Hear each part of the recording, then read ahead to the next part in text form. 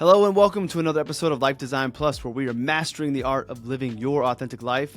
Now today is an exciting episode as I'm joined by my good friend and pretty much my brother, Tyrone Ross Jr.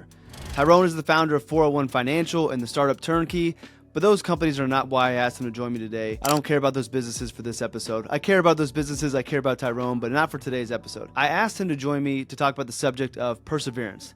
Tyrone has shared his Olympic dream story before, and we touch on it a little bit in this episode, but I'll link to his past episodes with me where we've covered it in greater detail. But he also has navigated the ups and downs of being a CEO for startup companies. And between trying to make the Olympics, navigating the world of finance, creating startups, there's a lot of times where you have to persevere and keep on pursuing. And I wanted Tyrone to come share his story because he can share stories like no one else can. Now, usually I send guests an outline of what we might discuss, but I didn't need to do it for Tyrone. So before we get to the show, I want to ask you a favor, though. I would ask you to set your intention to pick up at least one thing from what Tyrone has to say in this episode, and then share that in the comments. Let him know how his word and his story is impacting others. I would really appreciate it if you would do that. All right, let's get to this episode with Tyrone Ross Jr.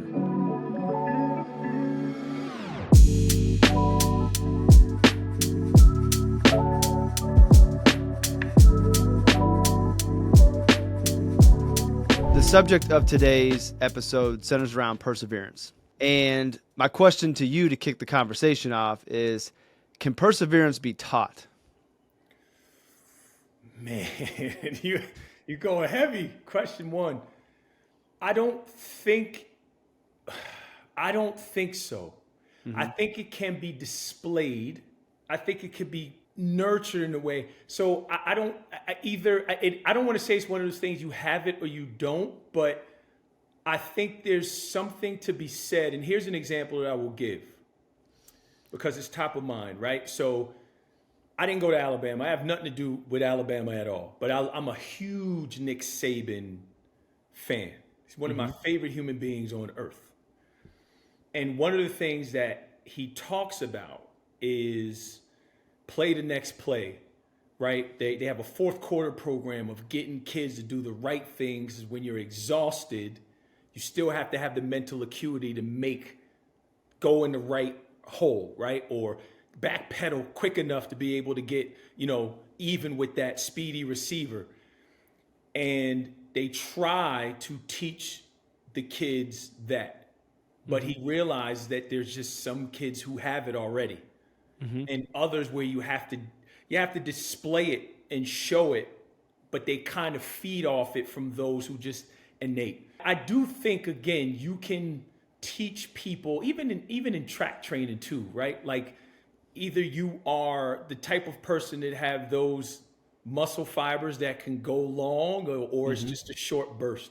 I do think if I had to lean towards something, I think it's in you to be the type of person that is going to, you're just going to withstand, right? It's just your constitution, your makeup. Now, David Goggins may disagree with me because he turned himself into an animal, right? And I wasn't always like this either. I was the biggest pillowcase when I was a kid. I was soft as could be.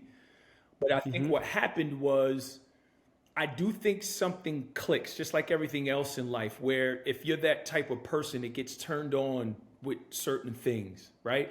And I think that happened to me, and I think that is unlocked in certain people.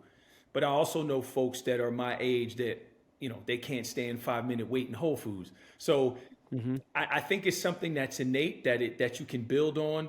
But just like everything, if someone's at a 0, could you get them to a 1? Sure, but it's not going to be sustaining. So let's go back to kind of when it turned on for you. Do you remember maybe the first time you experienced where you were no longer a pillowcase? No, you said you were a pillowcase? I never heard that one before. And persevered through something. Like, do you remember when it began to click for you? I would probably say June of 1996. And that is why the name of my company is 401, right? And I told this story before, but what people don't know about that is I was an okay runner before that, right? I had the freshman records and all that stuff. So that was my sophomore year of high school. I had displayed the ability, right? So back to what I was saying, it's like it was there, but I was running from the hardest event in the sport, but that was where my destiny was. But I had to be pushed into it.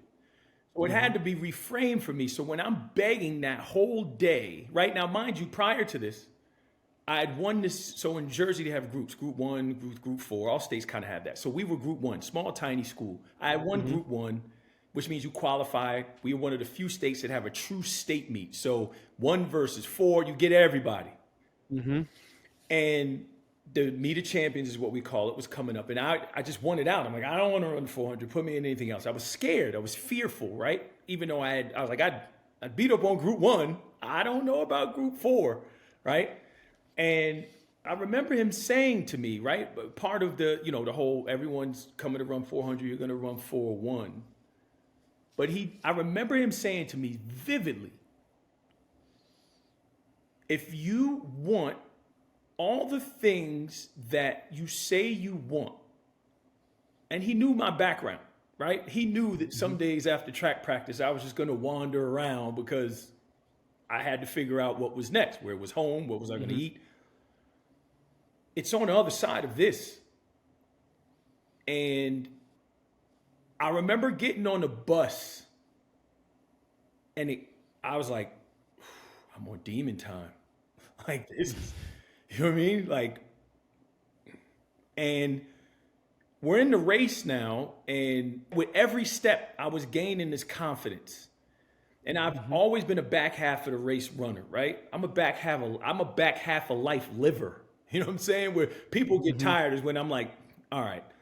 And I remember, like, we get off the turn, there's 100 meters left. And anybody that runs a 400 will tell you that's like, it's nothing, no training, no quote, no nothing. And I look and I'm like, I'm going to win this race.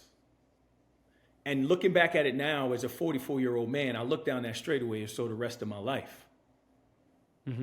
And I'm not losing. Like, it's just not going to happen. And I remember getting to the line. There's a really cool picture. I don't know if I have it, like of at the finish line. And I'm getting interviews. There was a really cool picture of me and my teammate who I beat. We went 1-2 in the state. And I get interviewed, and you see me getting interviewed, and I'm kind of like, I don't know what the hell just happened, but I know my life just changed. So at that moment, I realized that for the rest of my life, whenever there is adversity, I'm running to it. I will never run away from it. And I'm like that, and you know me, and I'm like that in all things, right? Like, why does everybody run that way? What is it? Like, what's the, hard conversations, hard meetings, hard workouts, you know what I mean? Like, I'm going in. So I think that was the moment where it clicked for me, and which is why I was saying I've been kind of living my life by that 401 mode ever since. I'm going again. Like, I'm gonna get up, I'm gonna go again. So yeah, and we have some examples that we could talk about, coming up. But yeah, that's kind of when it clicked. Obviously, I know you, which is why I asked you to come talk about this, because I have heard the stories of where you've had to pick yourself up and keep going before we met. And then I've witnessed some of them, and then I've been a part of some of them as well. And you do get back up and you don't stop. And, I have this saying, keep pursuing, which I think is just another way of saying, like, it's recommending that you persevere through things. You keep on going, you don't stop. And I want to try to help people realize that even when times are tough or things aren't going the way that you want them to, if you're fixated on a vision that you really, really want, you just got to persevere through. You got to keep on going. And I've lived a pretty privileged life where I don't feel like I persevere as far as like my work ethic, and I don't stop and I keep going and playing basketball. Like, there's perseverance in me, but there hasn't been perseverance through great struggle.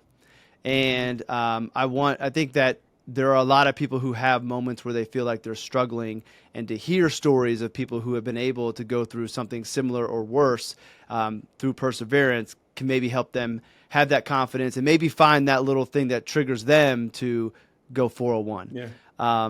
So and I alluded to some of these in the intro, but you're going back to, I think the biggest example, and one of the first ones I heard you share stories about, was the Olympic dream.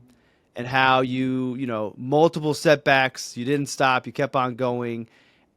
how instrumental was that experience? And maybe you don't have to give the whole story because I can link to other episodes where you've given the full story, maybe a high level story of that. And how did that help you develop the perseverance that you carried with you into the startup space? An angle of that I never have spoken about. So you kind of get the exclusive here because for as much as people think they know my Olympic story, they really don't because I haven't been able to tell it. And I plan to in some capacity. I think it'll make something really good visually or, for folks to read. But what people really don't know about that is at that same moment that those things were happening, right? So at 04, I was 2 years out of college. From 04 to 05, I was like doing all these, I picked garbage. I was a juvenile probation officer. I worked at Macy's. I was a FedEx employee of the month. I got the parking spot right up front. You know what I mean? So I was doing all these odd jobs because I didn't have a sponsor. So I was trying to fund my own dream. So I was doing all these really odd jobs. But at some point, I got my first job on Wall Street. And as I'm interviewing, I'm telling them, I'm like, listen, I really need this job because I'm trying to change my life and thus my family's, but I kind of got this Olympic dream. And as I'm interviewing, like I'm telling them about it, and they're like, man, this is really cool. Now, mind you, I didn't have the pedigree to work on Wall Street anyway. So now I'm telling them, hey, I also need to train. So during that whole time, I'm financially illiterate. I'm learning about Wall Street and all this other stuff I don't know about. I'm trying to live this dream that I have. I'm self-funding it. And I'm learning all these different things about myself and failing in a lot of areas. But it was the only thing that was holding me up was this is a possibility. And boom, 04, I qualified. Holy cow, right? We're taking 30 guys. We're taking 28, right? You're out. Every other year, you go back and look. They took 30 plus. That year, 28 and a half. So fall into depression, the whole thing. And I have it written in my book where I was kind of like, nah. And I went for a run. And now that's funny how this works because I also went for a run the day I woke up and decided I wanted to kill myself. But the symmetry there is interesting for this reason. I remember being in the house and I'm like, I don't know if I want to do this. And I'm like, going. And I just go hit a run and it's pouring out and I'm hitting it. I'm running through lights, people wait. And I remember I just ran till I couldn't anymore. And I'm like, oh, I'm back. And 05 was a good year for me. Like I ran well in 05. And I'm like, all right, I'm back. And then it's, you start to get into these 4-year cycles of training. So so I think that was the first thing is those 4-year cycles is long, right? You're training 4 years for a moment of glory. A lot happens in 4 years. Your life changes, certain things happen. So you go through these pockets. And so now, all right, here comes 08. 08, again, working on Wall Street. I tell them what the deal is. Boom, half a second off the qualifier. Golly, right? So you kind of pick yourself back up. You go through that whole thing. So now you got 09, 2010. You heard me talk about 2012, what people don't know. I attempted suicide in 2012, but 2011 was horrible. It was only masked by the fact 2012 was so bad. But from 08 to 2012, I meet the woman that I think I'm going to marry. She's doing Miss America. I'm doing the Olympics. Again, we make for a great story. Right? Like going through that whole thing doesn't work out. So that's deflating. That doesn't work out. Then I tear my groin. And then my best friend in high school commits suicide. My grandmother dies. I lose my job. I'm sleeping on my parents' floor. My bank account is negative to the negative, right? Like it's the worst. Right? Like, so anyway, so there was these pockets of failures and learnings along the way where I started to realize like all I'm doing is going forward. Like I'm not regressing at all. I'm just going through these really, really hard times and tough things, but I keep going forward, which leads me to now, again, you get through that 2012 to, let's call it 2019, a lot had to happen there because I needed to figure out, as a lot of men do, and especially black men, when you show any type of athletic prowess in this country, that's all you are, right? America has this weird fascination with black men and athletic gifts. That's a story for another day. So you're tall, you're a starting point guard at Kentucky. You're tall and fast. You're the starting receiver at Alabama. You can't catch, and you're not that tall, but you're kind of tall and you're fast. You're an Olympian, right? So you get you get these things, and you kind of latch on to that, and you don't realize there's this identity, which is why I always talk about, like my mother would always say, like, you're more than a runner, right? No, I'm not. I'm a runner, right? So from 2012 to 2019, I had to go through this. All right, great. I now got this Wall Street background that I can lean on, thank God. And I don't really know what's going to happen athletically. Like, it's over at this point. I'm 32, 33, 34, 35. I'm not married. I don't have a family. I sold out for my dream. I had to become a new person. I had to figure out what was next. And, I don't know when we met, but it was like towards the end of that 17, whatever, going into, like, I started to figure out 2017 and I leave Merrill 2016, 2017, start my first RAA. That becomes the whole thing. Leave that, blah, blah, blah, blah, blah. Right. And, again, I met Jason, and then it was kind of like, whoa, something here. What is this? You know what I'm saying? Now, what people don't know is, I started building my first company in 2020, but I had gotten into startup space 2016 when I started paying attention to it, right? So again, I had that. I was kind of doing some things there, so I needed to figure out what was next. But I think what the Olympic journey taught me, that I look back in hindsight, is the amount of work that it takes to fail forward, right?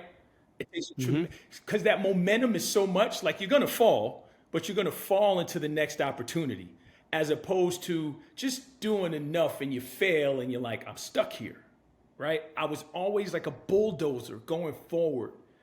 And what I realized from my Olympic journey to my personal relationships to business relationships was, I had a mentor at Merrill who was kind of like, you're like a bull in the china shop.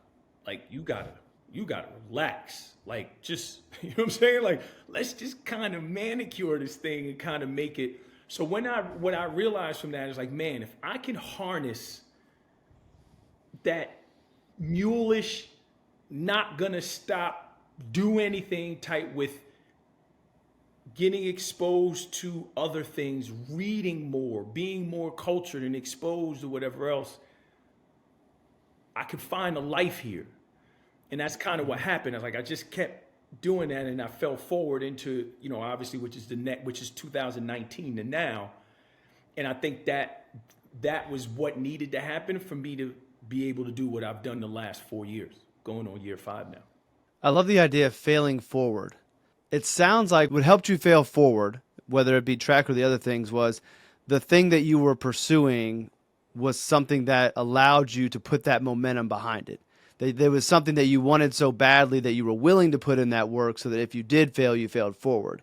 Do you think failing forward is something that you could do if you're just going through the motions? And I guess the reason I ask that is, I'm a big believer in following your passions. And the authentic life that I want so many people to find sets you up to fail forward, because whatever it is that you're going after is something that you really, really want. That putting in that extra work and going that extra mile, running 401, doesn't seem like that hard of work, because it's the thing that you want so bad. 100%. And it doesn't, like, people like, oh, you're doing all these things. I wake up every day. I don't work. You know what I mean? Like, it was work to get here, and I put in a lot of work to get to this point. But I was like, this isn't work. Like, I've stopped working a long time ago. You know what I mean? Like, and that's why I have no retirement date, because I stopped working a long time ago. Like, it's not that I work for myself or whatever. I just found it, and it was kind of like, oh, I will never work another day in my life, because what I'm doing is operating in my passion, my purpose, my intention. And the universe or Yahweh or Buddha or Jesus or whoever you pray to supports you in that. I had to throw Jesus in there because, again, I did grow up in a Pentecostal household. Love you, mama. But um, so, so yes, I think it's very important what you say, and that turning on for me mattered. And there's these points in my life now that I could turn back to. And one of the things that changed my life, I want to say it was right around 2015 or so. And and again, I love the cold call. I miss cold calling so much. I love cold calling, right? You're different, I'm man. bird. And I remember I got my butt kicked on the phones that day. It was a Friday, and I was like, I'm staying in the office. The whole thing. Stay in the office late and do all of that, right? I'm doing that. Now, one lead. I got smoked, right? So I'm leaving, and I'm like, and there's this point where I'm going, like I come to this light, and I can either make a left to go to my parents' house, or I can make a right to go home. And I'm like, I'm going to my parents, right? Like I need my mother to hug me. I got steamrolled today. And I started to make that a process every Friday. It's like, I'm just going to go hang out with my parents. Changed my life. One, because me and my father had a rocky relationship growing up, and it was better by then, but our relationship has been completely changed since then. Second thing was, I knew what I experienced growing up, but when I heard what my parents went through, and I started to hear the stories of what my sister went through with them, and then what my father went through in Guyana, my mother growing up, I was kind of like, all right, I need to relax. You know what I'm saying? But I started to hear these stories of what my parents went through raising me and my sister. And I was like, and I still hear them, and I'm like, what? So it started to fuel me. And again, a couple years later, I would move all the way across the country. And I'm so grateful because I spent that time with my parents and I learned so much. And then when I come across these hard things or whatever, I think about my parents having to lay newspaper out on the floor because that was the dinner table. No furniture, no nothing. Can of beans, eat a little bit, feed my sister, they drink warm water, go to bed, right? Like all these different things of how my father used to get money from my grandmother as enough to get on the train, save some to go meet my mother in New Jersey to give her some money to feed my sister because my mother was on welfare.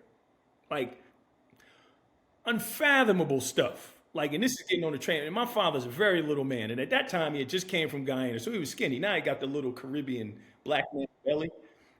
But my father's he's not a big guy. So he's getting on a train from Brooklyn, coming to New Jersey back then. And if you know the East Coast and the train system back in the 70s and 80s, you ain't want to be on the train then, you know?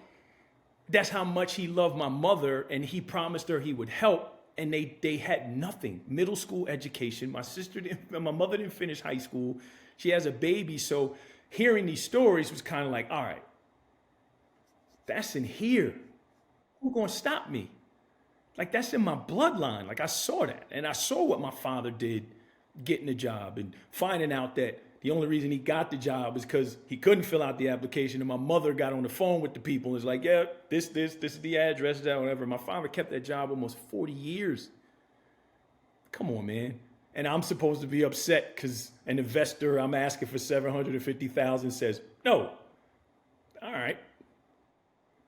Give me another 20. Give me another 30, right? So anyway, that's kind of how that works. So that kind of changed my life because I think at that moment I started to appreciate my parents more. I appreciated my journey more. And then it was the last piece that I needed to go, all right, now I'm really turning up. All right, you heard that music mid-episode, which means a short interruption to let you know about the weekly note. Now, you know about my daily notes, the note that I write each day. Well, I recently started writing a weekly note that takes all of that week's daily notes and gives it to you in one email. So if an email every single day is a bit too much, I understand. I don't want you to miss out on the message. So I have the weekly note that comes out every Saturday morning, but it's not only that week's daily notes, it has a bunch of other content in it as well. Some new original content for the week from me, along with some curated content I think might help you as you pursue your authentic life.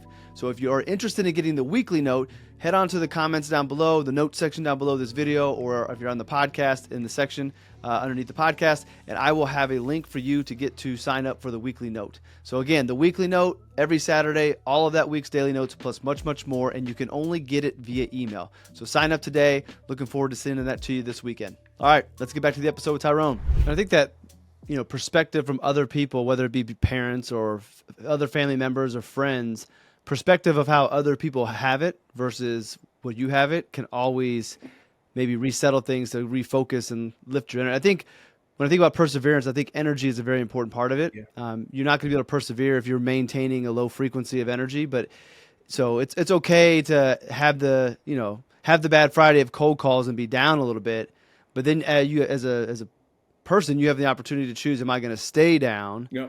or am I going to raise my energy back up? And for some people, like, I'm blessed. It's easy for me to raise my energy, and I raise my energy out of fear because I'm afraid if I don't, it's going to keep on bringing bad things to me. So I recenter, but not everybody's that way. And if you can think on the perspectives that other people have, other people's stories, and be like, well, it's not as bad as that, and kind of bring back and find the positive and start looking for the abundance in your life, then I think perseverance becomes a little bit easier to go after. No, I agree. And I think, we've had this conversation often, and I have this conversation with people who have come from comfortable backgrounds, and I get the question all the time. It's like, Tyrone, I don't, you can't gift your kids struggle, right? Nor do you want to, right? I already let people know. If I have kids, if my kids experience any of what I experience, including snow, if my kids grow up knowing what snow is, I failed them miserably, right? Period. I'm a giver. I love giving. My kids are going to be spoiled. But what I will give them, though, is the stories and the lessons. It will not come without a lesson, because you can't mix oil and water. Those things, they're born into it. So my kids are already privileged because they're born to me. It's just what it is. I'm going to acknowledge that. But they won't miss the lessons. They will be exposed to the people, places, and things that I'm not going to guard them from that. So I think it's important to what the point that you were making is, what I learned in that moment, and I think we all could, is, all right, fine. You want a stories of, you could read books and do all of this stuff, but go in your family. There's probably stories of people that had to endure and persevere a lot of the things for you to go to Michigan or to go to Harvard or to live where you live. Talk to them. And people don't really talk to their parents or grandparents or whatever. It's like, you did what? Like, yeah, we had these kids in the house. We didn't, you know what I mean? Like my mother said there were so many kids in the house, they were putting babies in dresser drawers, like padding up the dress, like, this is your crib. Now you go to a baby shower, they got this crib, the rocking crib, the AI crib, the blockchain crib, you know what I mean? So it's crazy, man. So I think if people if you're lacking that ability to want to persevere or whatever, and people talk about your why and looking at your kids and all this other thing. We know a lot of people who have kids who don't do right by them kids. They can't find it. Your kids ain't it. That's not the answer. Your wife's not the answer. None of that is the answer. It has to be something where you go, like, there may be a conduit and there may be a reason for some people, but there are some people who still have to unlock that. And I think knowing what people have sacrificed or gone through to put you in position, right? And you know this. A couple years ago, I lived through something publicly, and I could tell anybody watching this, it's one thing to have people talk about you, and you know it, friends that gossip on Facebook, but when people gossip about you publicly, like in a public forum, in a magazine or whatever, as a whole different type. And again, mine is 0.1 compared to a Tiger Woods or whatever else. But that little piece of it changed my life, as I was like, oh, this is different. They're screaming into the public forum about you, and all of a sudden, like, people are kind of turn their back on you, and you were just, now you, oh, okay, you want to do it for the magazine and the clicks, I get it. But what I learned in that moment is you can never control that. Never. And you can see athletes and I sit here sometimes. I go, you can't control that. Well, a lie that continues to, it'll eventually fizzer out. But you got to have that patience and understanding that it's gonna happen. Just let it die out. My point in saying all this is that because I realized what my parents went through, and they tell players, right? Play for the name on the back of the jersey. I play for the name on the back of my jersey. I got my father's name, right? I will never do anything to embarrass my parents, ever. And boy, did I want to a couple years ago. But the only thing, I paced in here, I cried, I screamed, I broke stuff, but I was like, I can't take it publicly. I can't. I gotta, right? And it was just because I knew that it was still a form of privilege, right? That I can fly somewhere and they're like reporters like following my every move. I'm like, what is happening, right? I wake up, I'm being picked up by Jamie Hopkins. He's like, our PR department is kind of like getting calls about you. I'm like, what is my life? You know what I'm saying? So, it's like, I realized at that moment, I'm like, all right, I know what my parents went through. I gotta keep that in mind. And that is the one thing that no matter what it is now, it's kind of like, all right, one step in front of the other, keep going forward, do the right thing. Eventually it'll level out. And I think if people just do that in life and whatever it is, right? Whatever, literally whatever. Stack days, one after the other, put one foot in front of the other. It'll work out. You just gotta be committed to keep going. And I think if you do that, yeah, it'll hurt. Yeah, you're gonna cry. Yeah, it's gonna be, but just get up. It's gonna suck. You know what I'm saying? And next thing you know, it starts to get a little better. And it's gonna suck for a while. And a last point on that I'll say is this. At that time, I was having conversations with a lot of people. And I was blessed enough, again, that was the other thing, through it all, I was blessed enough where I'm getting the counsel of like billionaires and successful entrepreneurs or whatever. Here's what you should do next. And I'm like, and I remember sitting with Eric Clark at Orion, and he was like, tell me what's going on, right? I hear it, but I don't hear it. Like, I'm up here. Those are, people screaming at the bottom of the mountain. What's going on down there, right? So I kind of tell him what's going on, and he was like, I can tell you this. For the next couple of months, your life is gonna suck. What's next?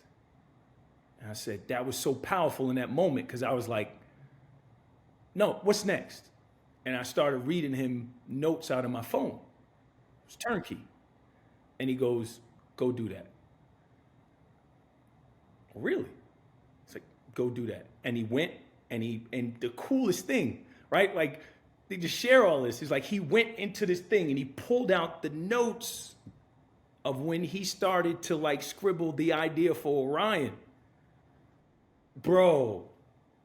And I was just like, all right, I got it. He was like, whatever you need from me, I got you. And he was like showing me. He showed like literally handwritten he still had. And I had mine in the phone. And he was like, I was there. I was on the other side of this table. Leave here, go do that. So saying all that to say is like that, those moments and those things, even at that point, I was able to have like, just keep going, right? Like I know that happened. What's next?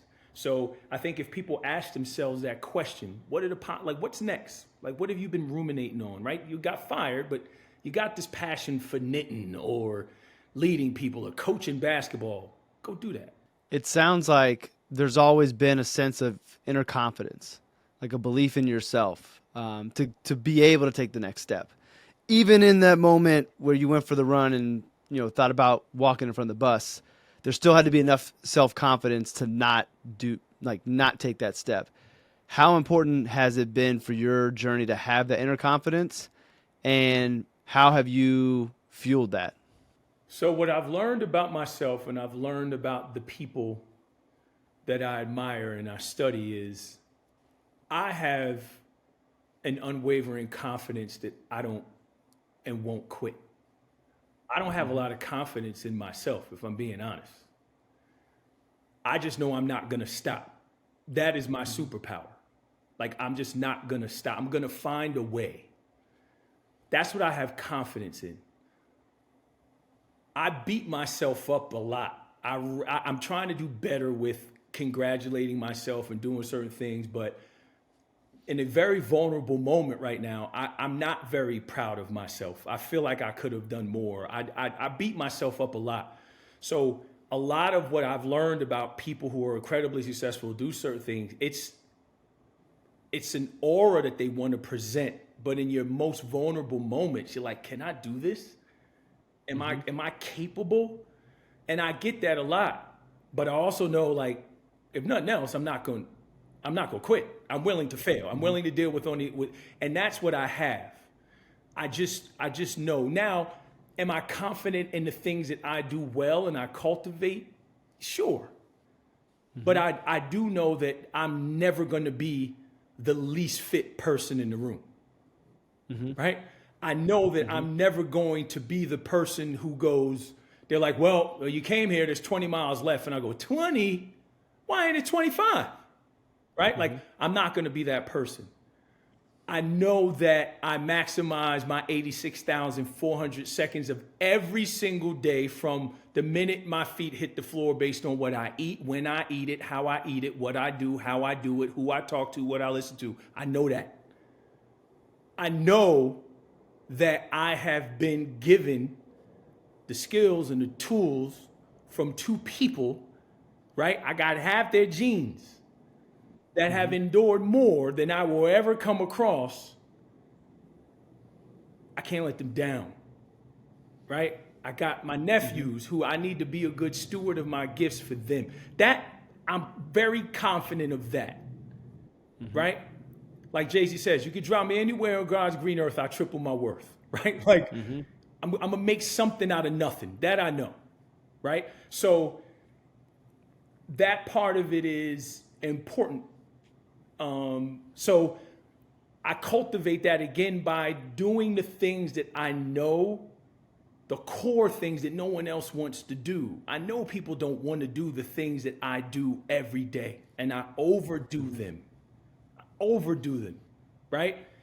And that's what I have confidence in. But confidence in myself, I know when I log on to these calls, I ain't the smartest. I know it. I know I'm being looked at a certain way. I know I'm being profiled. I know all of these things, but I also know when I go, I ain't leaving, right? And there's this impression to be left. I'm leaving the impression, right?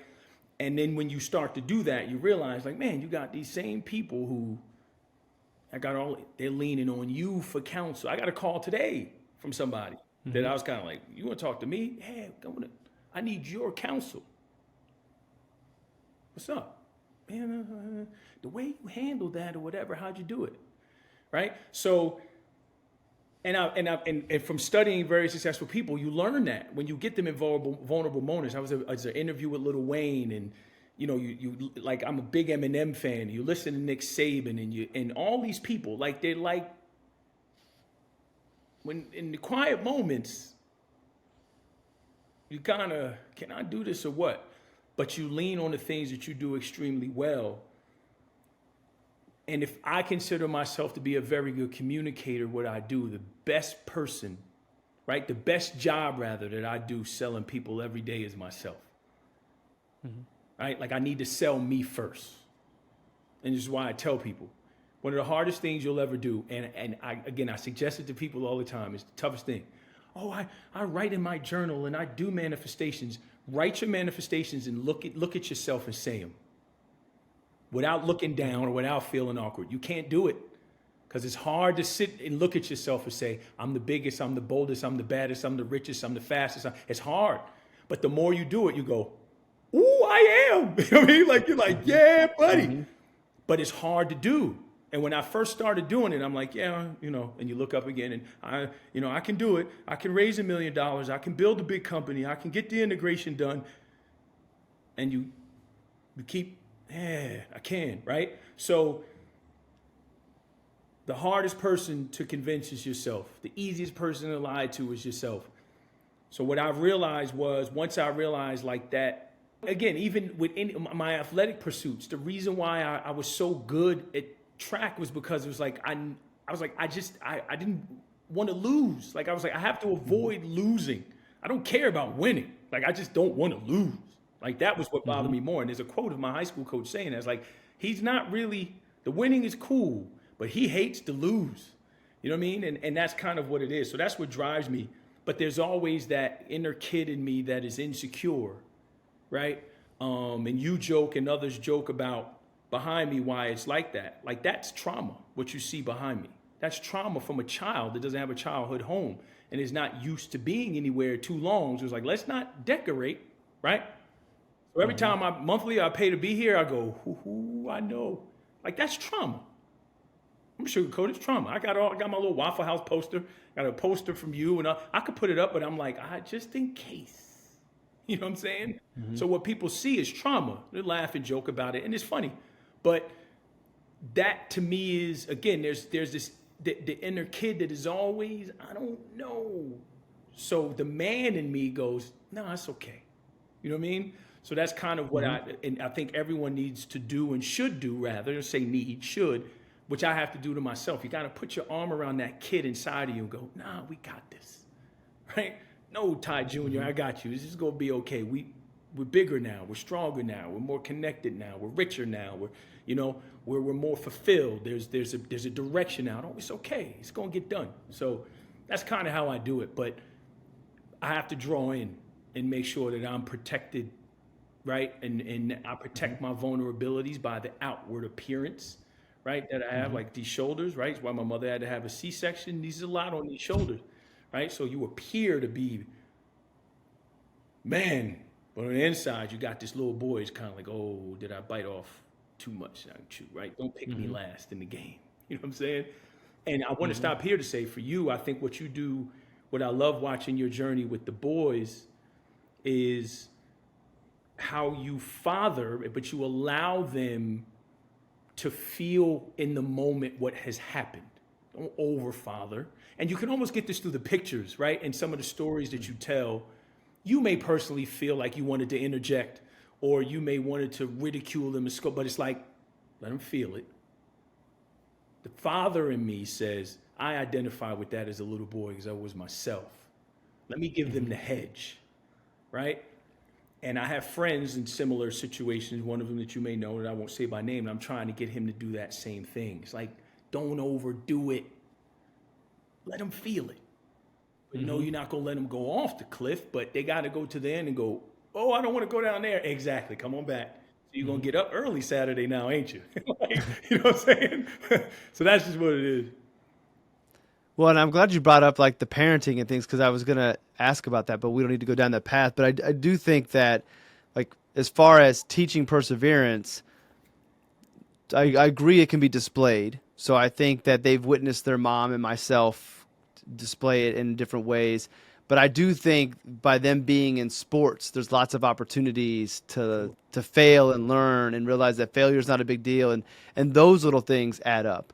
That to me, that's one of the ways that I can present them struggle, present them failure in a way that's not going to be too traumatic, but will instill in them how to pick themselves back up and go a little bit harder. Or if you don't like your playing time, what can you do to change that? Like, what can you control that are in is in what can you do that's in your control versus complaining and blaming on other people or making excuses? I was telling the story recently is I have a lot of school records still at my school, but I also hold a school record for attempts to quit because I didn't want to run track at all. And I remember my mother like forcing me to get in the car and she drove me to bus. She spoke to the track coach. The bus waited for me. And I'm like, oh my God. So I get on the bus or whatever. And she forced me to go. She's like, you made a commitment. Honor Mm-hmm. that commitment. Like you're gonna keep quitting. Like, honor that commitment. If you and you'll meet my mother one day, but it's like she's not that type of parent. My mother's like the nurturer or whatever. But she had Mm-hmm. had enough. She's like, no, you going. Right? Like, And she drove me across town, like, barely had the money, the gas money, whatever. Get on that bus and go honor your commitment. And again, little things like that, they matter because it started to shape, okay, right? Like I got to face these things and go through them. So I do think, again, my parents modeled it, right? And they've gone through so much and they persevered through so much. And to that point, even with parents who's all day at these events and weekends and driving 8 hours and 8 hours back. And then can my friends come? And can we stop at McDonald's? And can you eat in the car? And then you're like, but you're modeling that consistency and that perseverance of having to do that, right? And God bless all parents, but my parents used to sit in the sun at a track meet all day to watch their son run for 46 seconds. It's over. When you run again, 4 hours from now, because you run the relay at the end of the meet. Oh my God, right? So it's like that's modeling, like that's consistency. So there's other ways to do it, right? It doesn't have to be, the lights are off, and it's just, right? And I think what you display to them and to the world, right, what you choose to share is that you're a model of consistency. Just that repetitive work, right? And that is the most powerful things you can give. And I always joke with you, like I couldn't imagine being your sons, like, and I was growing up and I was like that's my house. You know what I'm saying? Like I ain't going to track nothing. Like we good playing Tetris. Like it's good in here, right? But again, I think that's the fight, right? Is this is home. But when you leave here, there's a whole world that's looking to kick you up and down the soccer field or roll you up and down the basketball court, right? And I think that grittiness and everything, your environment gives you a little bit of that, right? If you come from nothing, the scrappy way of like, listen, this is the way we eat, right? Like this tournament is we out the hood. So good luck to everybody in here. We running it, right? Roll the ball on the court, smoke for anybody to come out here. But the other part of it is there's something to be said for, I know what I have. I don't ever want to fall below this, right? And that work of, right? Those kids are so hungry, they may not have to put up 500 shots a day, but when you do, you get a Kobe or a LeBron. But that kid that also is like, no, I got access to a nice weather-controlled gym, and I'm just in here, I'm a Steph Curry you to death. Not Steph Curry because he's good at threes, just Steph grew up in privilege. But he's also one of the best ever because he was willing to do this. And he still do. Players in the NBA don't want to work out with him. It's a different level, right? So clearly Dell cultivated that in him. So I think that's kind of, not even kind of, is what you're doing. And I think that's a way where that perseverance to endure, he's not the tallest, not the fastest, but I'm going to skill you to death. Ooh, like that phrase right there, like that gets me. Like, I'm gonna just skill you to death. I'm gonna be so skilled. I'm gonna just know the ins and outs of it, right? Ooh, like that's something to get in you, right? That get in your spirit. So yeah, man. I've got one final question before I let you go, and this is more on the other side of whatever it is that you're pushing through and you're pursuing through. There's a lesson to be learned. When you think back to those bigger moments where you really had to dig deep to persevere and get through, do you see the lessons in hindsight and understand a little bit more about what the greater purpose of that event was in your life? Yes. And you will never, and the hardest part is you will never understand it while you're going through it. Exactly. And the worst thing you can do is look for the answers while you're going through it. And I remember, when I left on-ramp, and I remember walking, and I'm kind of like, I'm like out loud crying. Why? I'm like, God, why? Like, why is this happening? Like, what is going on? And it was kind of like, I knew better than to do that. You know what I'm saying? So I remember when I got kicked out of Georgia Tech. It's like, why is this happening? Well, one day, dummy, you're going to have an endowment there, but that's not going to be for 25 years or something like that. Like, just hold on. So looking forward in the moment is not the way to go. But what I learned now, right, that needed to happen. It had to, in the exact way that it happened. If it happened any differently. As hard as it was, and as much as I want to go back and try and manicure this so that it needed to happen the way it happened, it needed to go the way it was supposed to go. I needed to take the lessons from it that I took from it, because if that didn't happen that way, I don't have what I have now, which is mainly peace of mind. I needed to get my mind out.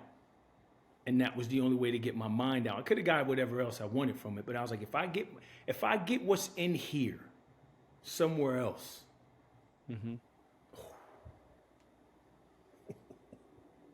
right? And that's all I needed to figure out. Because it was like, wait a minute, I get it. Like it was vivid to me. It still is every day I wake up. Oh, if I'm going to change a $120 trillion space, I gotta get this out. I get this out. Now I can start to architect, right? And yeah, so you will never understand it in the moment. And the highest praise is now when I hop on calls or I do certain things and people go, oh, turkey, phone one. Oh, I see what you're doing there. You know what I mean? It's kind of like, yeah, you get it. You know what I mean? So yeah, man, I just don't try to figure it out while you're going through it. The lesson will come, and when you do, it'll be a beautiful moment, because you're going to be operating in the space, or you'll meet the person, or you'll get the intro or whatever, and then you'll go, oh, I won't change that for the world, right? And you just got to be open to the universe letting you explore that, right? And it's like, there's a reason why you're going this way, right? You got to, and my favorite Bible in the book is Job, right? And I had a book there, and Job had it all taken away from him. Friends turned on him, everything. But when he got it all back, Job descendants still spending what he got back. You know what I mean? But he had to go through it. You know what I mean? I think it's a great piece of advice about don't look for the lesson in the moment, because I probably would have said there's a lesson to be learned, like look for it. Yeah. And maybe that is the right way, is to keep moving forward and understand that there is a lesson to come, and when the lesson is to be learned, it will reveal itself. But there's no reason in that moment to try to find it. And just let it reveal itself. And I do think things reveal themselves when they're supposed to. And usually it is a little bit further removed, because there's other things that happen after the event that help connect the dots. Right. So I think it's great And advice. I want to say this, and you can cut this if you want, but I have to say this to that point. It just got me to think about this. Is like letting things happen. There was a moment, and maybe you could leave it because I'll frame it this way and you'll know what I'm talking about. There was a moment when I left where there was some things happening, and a call, and right? And I'm getting text of a live meeting that is happening while I was gone. And they're telling me that a very close friend of mine is losing his top. I hated that. Like, I'm like, please tell. And in that moment, you couldn't have told me. Like, I tried everything to get it to stop. Time went on, and I realized, oh, that needed to happen.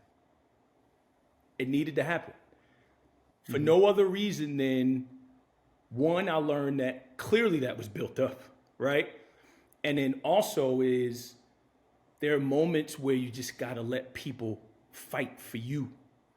You were fighting for people, right? And then the most beautiful part of that is that ever since then, me and that person have come closer, because that's a loyalty that's just, you know what I mean? That's an unbreakable bond at that point. So I realized that, and I'm like, oh, okay. Everyone is not going to show their friendship or love or reverence for you in the way that you think is the right way to display it. Some people just take off, and you go, oh, all right, I'm riding with you. You know what I'm saying? Like, yes, put that person on my team, right? So that needed to happen at that moment. But I remember that day I was deflated that it happened, because I was like, how could this person go like that? Like, that's out of character. If it was always that, I wouldn't have cared. I just felt awful that had to happen. But in the end, I realized it was like, all right, that was one of the things on that journey of all of that tangled web coming undone. That was one of the things that needed to happen. Well, that's a good story to end on, and I kept you longer, so I know you're busy. All good, man. Raising money, building technology to change the world. So I want to thank you for taking the time and sharing the stories, being vulnerable, putting yourself out there. I know that's not something you're afraid to do, which is why I asked you to come. Plus, every podcast I ever do, you always have to be a guest at least once. So, and in the early days of Life Design Plus, I had to have you on here. Yeah, man. Where can everybody follow you? Drop that. I'll put it in the show notes so they can follow you if they want, if they're not already. Yeah, so I've transitioned from was it X now? So very much do some things on LinkedIn. So follow me on LinkedIn, Tyrone V Ross Jr. Instagram, Tyrone 401, and if you're still hanging around on X, which I do still because I'm a junkie, TR 401. So yeah, some other stuff in there. You get all the links and stuff. But appreciate you having me, man. As always, it's always fun to do this, chop it up with you. All right. Well, looking forward to getting out to San Diego and visiting you soon in person again. Oh man, I got my door open. It's January. Doors open. I know. I heard the jets flying over. All right, Tyrone. Thank you very much, everybody. Make sure you go follow Tyrone, support him, and follow along. And he's always got some good wisdom of statistics of the day and all these things he's putting out right now, which I really enjoy. So it'll be entertaining, but also knowledge will be dropped upon you. We used to say free jewelry back in the day. Absolutely. All right. We'll talk to you later, Ty. I want to just publicly thank Tyrone one last time for joining me and being vulnerable on this episode. I hope you enjoyed it. There was tons of great information in there. I had no idea where the conversation was going to go, but I thought it was a great one, and I'm so glad that we did this. So I want to make sure, again, to remind you to leave a comment down below. Let Tyrone know what was it about his story, what was it about his advice that really resonated with you, and let him know so he knows that he is impacting others and helping people figure out their way and, helping me help other people find and live their authentic life. All right, that's it for this week's episode. Thanks for joining me on my pursuit. It is an honor to be a part of yours. And as always, let's keep pursuing.